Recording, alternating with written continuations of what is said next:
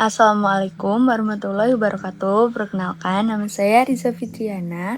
Saya ingin menyampaikan bahwasannya di Indonesia tidak dapat diterapkan sistem laicity karena Indonesia bukan negara sekuler, tetapi juga bukan negara agama. Karena sistem negara Indonesia adalah yang pertama berdasarkan Pancasila, yaitu sila pertama ketuhanan yang Maha Esa. Yang kedua, negara mengakui 6 agama resmi dan aktif terlibat dalam urusan keagamaan seperti melalui Kementerian Agama. Yang ketiga yaitu simbol dan ekspresi keagamaan banyak hadir di ruang publik dan institusi negara. Yang keempat, konstitusi menjamin kebebasan beragama tetapi tidak menjamin sekularisme seperti laicity. Sekian pendapat saya mengenai perbandingan di Indonesia dan tidak dapat diterapkan di Indonesia, yaitu sistem laicity. Wassalamualaikum warahmatullahi wabarakatuh. Apa sih laicite itu? Laicite ditulis Laicite atau dibaca laicite merupakan prinsip sekularisme ala Prancis yang secara tegas menegaskan pertama, memisahkan agama dan negara. Negara bersifat netral terhadap semua agama. Yang kedua, menjamin kebebasan beragama dan berkeyakinan, termasuk hak untuk tidak beragama. Yang ketiga, melarang negara memberi perlakuan istimewa kepada agama atau kelompok agama tertentu. Yang keempat, membatasi ekspresi keagamaan di ruang publik tertentu, terutama pada institusi negara seperti sekolah negeri dan kantor pemerintahan. Prinsip ini secara resmi ditetapkan dalam Undang-Undang tahun 1905 Prancis tentang pemisahan gereja dan negara. Apakah laicite cocok diterapkan di Indonesia?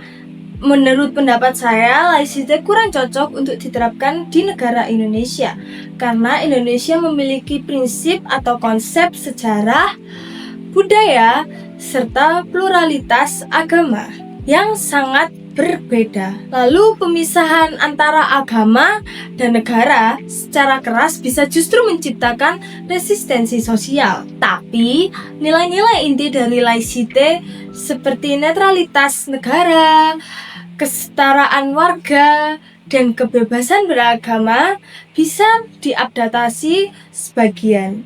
Misalnya, yang pertama, negara bersikap lebih netral terhadap semua agama.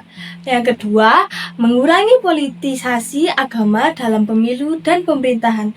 Dan yang ketiga, menjamin hak minoritas beragama atau tidak beragama.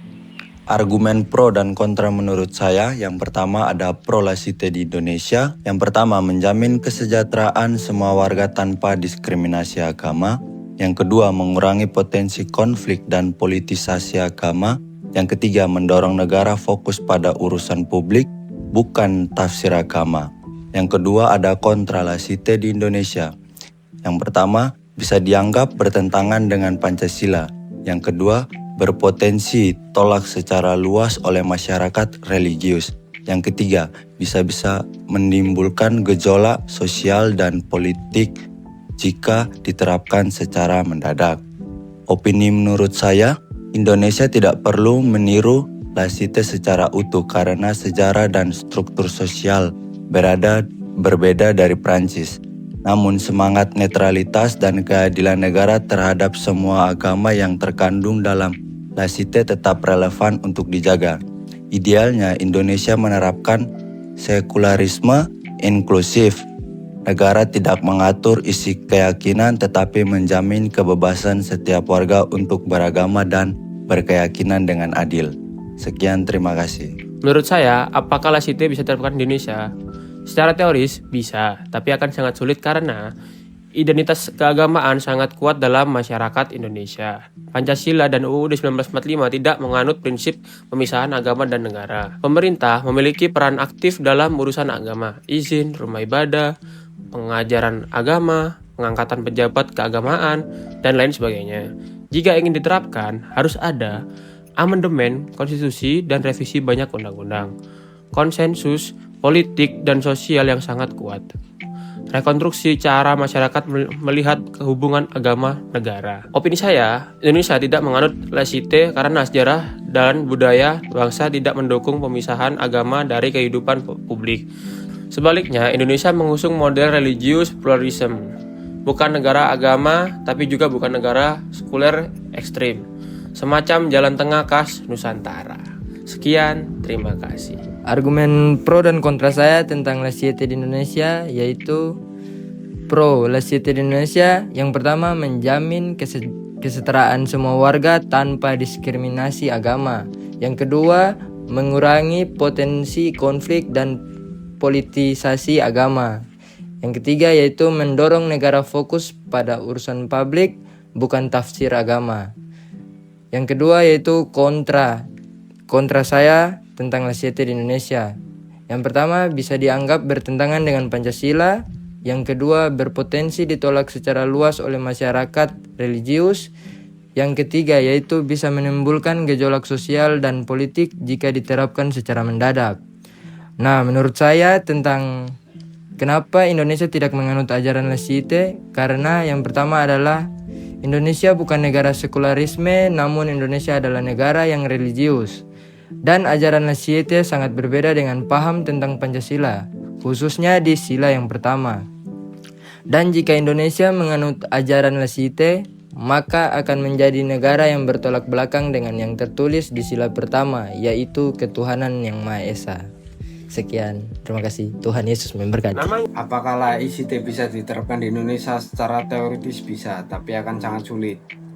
Karena identitas keagamaan sangat kuat dalam masyarakat Indonesia. Pancasila dan Undang-Undang 1945 tidak menganut prinsip pemisah agama dan negara.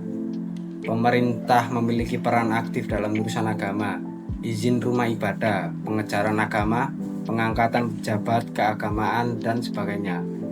Jika ingin diterapkan harus ada amandemen konstitusi dan revisi banyak undang-undang, konsensus politik dan sosial yang sangat kuat, rekonstruksi cara masyarakat melihat hubungan agama dan negara.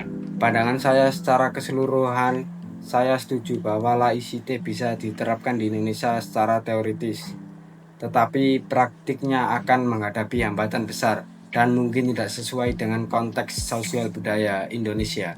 Penerapan penuh laicite akan memerlukan transformasi radikal yang bisa mengganggu stabilitas sosial, karena Indonesia bukan negara sekuler seperti Perancis, namun elemen-elemen laicite seperti netralitas negara dan toleransi bisa diintegrasikan secara bertahap tanpa mengadopsi model Perancis secara utuh untuk mendorong pluralisme yang seimbang. Apakah laicite bisa diterapkan di Indonesia? Secara teoritis bisa, tapi akan sangat sulit karena identitas keagamaan sangat kuat dan masyarakat Indonesia. Identitas keagamaan sangat kuat dalam masyarakat Indonesia. Pancasila dan Undang-Undang Dasar 45 tidak menganut prinsip pemisahan agama dan negara. Pemerintah memiliki peran aktif dalam urusan agama, seperti contohnya izin rumah ibadah, pengajaran agama, dan pengangkatan jabatan keagamaan. Dan masih banyak lagi. Jika ingin diterapkan, harus ada amandemen konstitusi dan revisi banyak undang-undang, konsensus politik dan sosial yang sangat kuat. Rekonstruksi cara masyarakat melihat hubungan agama dan negara.